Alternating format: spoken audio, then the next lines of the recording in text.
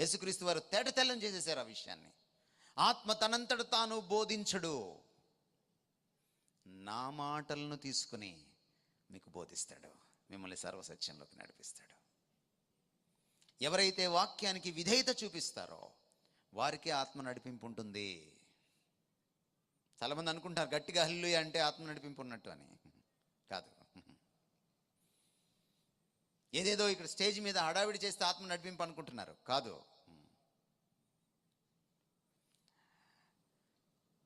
రెండో విషయం, అందుకనే మనం తెలుసుకోవాల్సిన విషయం ఏంటంటే, ఈరోజు మనం బాధపడుతున్న మరొక అంశం ఏంటంటే, మన క్రైస్తవంలో అన్స్క్రిప్చరల్ స్పిరిటిజం రాజ్యం వెళ్తోంది.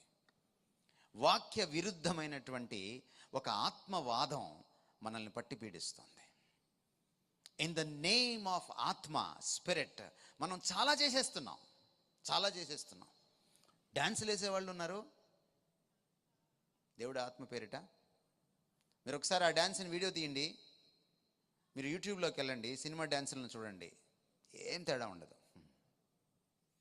సండే స్కూల్ టీచర్లు మీకు గట్టిగా చెప్తున్నాను, పిల్లల చేత మీరు సంఘాల్లో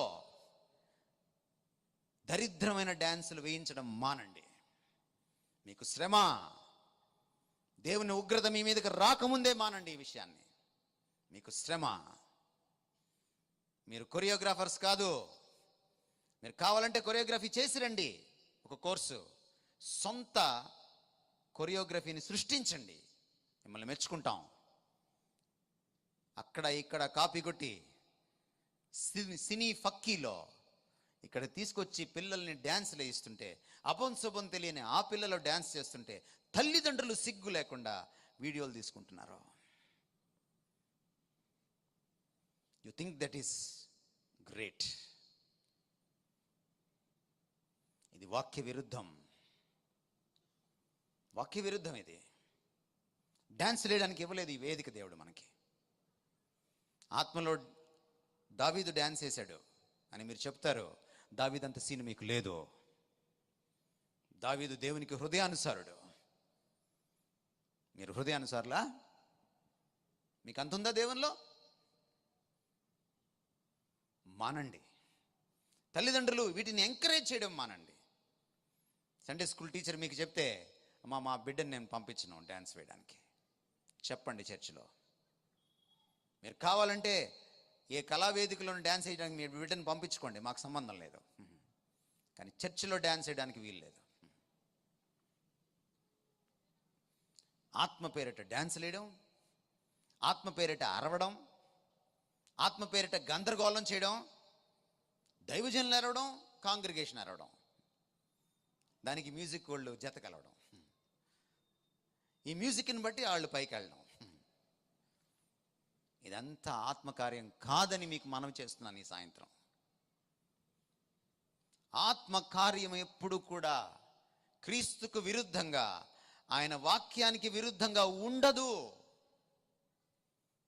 గమనించండి, ఆత్మ వచ్చినప్పుడు ఆయన కనపడ్డు, క్రీస్తే కనపడతాడు. ఈజ్ లైక్ ఏ ఫోటోగ్రాఫర్ ఎప్పుడు ఫోటోలో పడ్డు. గుర్తుపెట్టుకోండి. ఆత్మ ఎప్పుడు తన్ను తాను మహిమపరచుకోడు. క్రీస్తు చెప్పాడు చాలా స్పష్టంగా యోహాను సువార్తలో, ఆయన నన్ను మహిమపరచును. కుమారుడు ఈ భూమి మీద జీవించినప్పుడు తండ్రిని మహిమపరిచాడు. కుమారుడు వెళ్ళి ఆత్మను పంపించినప్పుడు ఆత్మ కుమారుణ్ణి మహిమపరుస్తాడు. If you don't see the character of Christ in a church, in a congregation, in a man of God, then you must understand that it is not from the Spirit.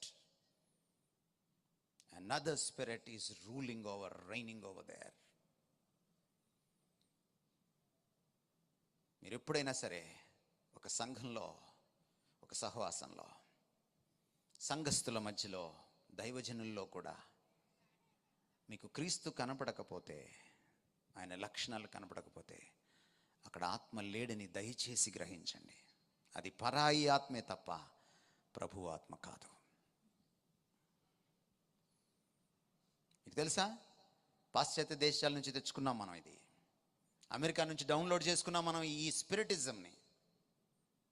ఈ రోజున ఒకప్పుడు మామూలుగా ఉన్నటువంటి సంఘాల్లో కూడా అనవసరమైనటువంటి ఈ జాజులు పెట్టేయడం, గందరగోళం చేసేయడం. అప్పుడు దాకా 4 పాటలు పాడతారు ఆంధ్ర క్రైస్తవ కీర్తన నుంచి, ఇప్పుడు వర్షిప్ అంటారు మళ్ళీ. అంటే ఆంధ్ర క్రైస్తవ కీర్తనలో పాడేది వర్షిప్ కాదా? ఇందాక చూసారు మీరు ఒక పాటని. అలాంటి పాట ఈ మధ్య ఎవడైనా రాసాడు, ఏ మొనగాడైనా రాసాడని చూపించండి నాకు. యేసుక్రీస్తుని అంత అద్భుతంగా పొగిడినటువంటి ఒక పాట, యేసుక్రీస్తు యొక్క క్రీస్తు తత్వాన్ని, క్రైస్టాలజీని అంత అద్భుతంగా ఆవిష్కరించిన పాట ఈ మధ్యకాలంలో ఎవరైనా ఏ మహానుభావుడు ఆయన రాసడేమో చూపించండి నాకు. అది వర్షిప్ అనుకుంటున్నారు మీరు. ఈ అన్స్క్రిప్చరల్ స్పిరిటిజం నుంచి, ఈ వాక్య విరుద్ధమైన ఆత్మవాదం నుంచి మనం బయటకు రావాలి. మీకేదో అయిపోతే ఆత్మ వచ్చినట్టు కాదు. నో, ఆత్మ మీలో ఉంటే మీరు మీ ఆధీనంలో ఉంటారు. ప్రవక్తల ఆత్మలు వారి ఆధీనంలో ఉంటాయి. ఆత్మ ఫలంలో ఉన్నది ఒకటి ఏమిటంటే సెల్ఫ్ కంట్రోల్. మీ కంట్రోల్లో మీరు లేరనుకోండి, మీకు ఆత్మ రాలేదు, ఇంకేదో ఆత్మ పట్టింది, దాని అర్థం అది. పరిశుద్ధాత్మ దేవుడు ఎక్కడుంటే అక్కడ స్వేచ్ఛ ఉంటుంది. దయ్యం ఎక్కడుంటే అక్కడ బానిసత్వం ఉంటుంది.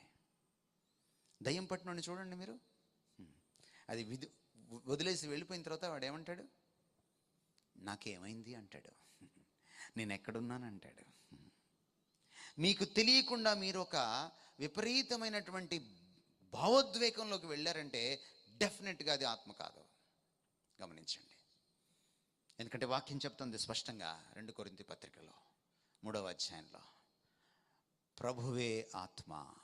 గమనించండి, క్రీస్తుకి వేరైనదే ఆత్మ కాదు, ప్రభువే ఆత్మ. క్రీస్తే ఆత్మ. క్రీస్తును ఒకసారి పొంది ఆత్మను ఇంకోసారి పొందాం మనం. మీరు మారు మనసు పొందినప్పుడు క్రీస్తు మీ హృదయంలోకి వస్తే ఆత్మ మీ హృదయంలోకి వచ్చినట్టే. ప్రభువే ఆత్మ. Underline this point your honour. ఆత్మ ఎక్కడ ఉండునో అక్కడ స్వాతంత్ర్యం ఉండునో. This is the scripture. ఇది లేఖనం. ఆత్మ గురించి అర్థం కావాలంటే మీరు ఒక చర్చికి వెళ్తే తెలియదు, ఒక అనుభవం వస్తే తెలియదు, వాక్యం చదివితే తెలుస్తుంది. క్రీస్తు గురించి, తండ్రి గురించి, ఆత్మ గురించి తెలియచెప్పేది వాక్యమే, మరొకటి కాదు. అందుకని క్రైస్తవులు అర్జెంటుగా చేయాల్సిన పని ఏంటంటే వాక్యంలో వాళ్ళు నిష్ణాతులు కావాలి. కేవలం తలపండిన వాక్యం కాదు, వంట పట్టించుకున్న వాక్యం. ఆలోచనలోనే వాక్యం కాదు, ఆచరణలో కూడా వాక్యం. ఈరోజు ఆరాధన జరుగుతుంది. 3వ విషయం, వర్షిప్ వితౌట్ రెవల్యూషన్. యేసుక్రీస్తు వారు అన్నారు, యోహాను సువార్త 4వ అధ్యాయం, మనం చదవనటువంటి మాట, మనకు బాగా తెలిసిన మాట 4:24, ఆరాధించువారు ఆత్మతోనూ సత్యముతోనూ ఆరాధించమన్నా. దాని పక్కనే అన్నమాట, అమ్మా మీరు మీకు తెలియనిది ఆరాధిస్తున్నారు, మేము మాకు తెలిసినది ఆరాధిస్తున్నాం. ఎందుకన్నారు తెలుసా మీకు యేసుక్రీస్తు వారు ఆ మాట? యేసుక్రీస్తు వారు ఈ విషయం సమరయ స్త్రీతో మాట్లాడే నాటికి సమరయుల చేతిలో పూర్తి బైబిల్ లేదు, కేవలం పంచకాండాలే ఉన్నాయి. యూదుల మీద ఉన్నటువంటి ఒక దురహంకారం కావచ్చు, ఒక కష్టం కావచ్చు, యూదులు తమని సెకండ్ రేటెడ్ సిటిజన్స్గా చూస్తున్నారన్నటువంటి కష్టం కావచ్చు, తమని కలుపుకోలేదన్నటువంటి కష్టం కావచ్చు, ఏదైనా కావచ్చు. రెండవసారి దేవాలయం జెరుబ్బాబెలు ఆధ్వర్యంలో కట్టే దగ్గర నుంచి యూదులకు సమరయులకు మధ్య ఈ వైరం అక్కడ ఆరంభమై యేసుక్రీస్తు వారు వచ్చేటప్పటికి అది చినికి చినికి గాలివని చాలా పెద్ద వైరంగా పరిణమించింది. అందుకని యూదులకి సమరయులకి అస్సలు పడదు. అందుకని యెరూషలేమును వాళ్ళు ప్రార్థనా స్థలంగా అంగీకరించరు సమరయులు. అందుకని ఆమె అడిగింది, ఈ కొండ మీద ఆరాధించాలా, అక్కడ ఆరాధించాలా? వాళ్ళ చేతుల్లో పూర్తి వాక్యం లేదు కాబట్టే యేసుక్రీస్తు వారు ఆ మాట అన్నారు. అమ్మా, ఆరాధించక ముందు నువ్వు ఒకటి తెలుసుకోవాలి, ప్రభువుని తెలుసుకొని ఆరాధించాలి. సత్యంతో ఆరాధించడం అంటే అదే. చాలామంది యంగ్స్టర్స్ ఆరాధించే వాళ్ళు ఉన్నారు. మీకు తెల్ల పేపర్ ఇచ్చి యేసుక్రీస్తు వారి గురించి రాయమంటే ఎన్ని పేజీలు రాయగలరు?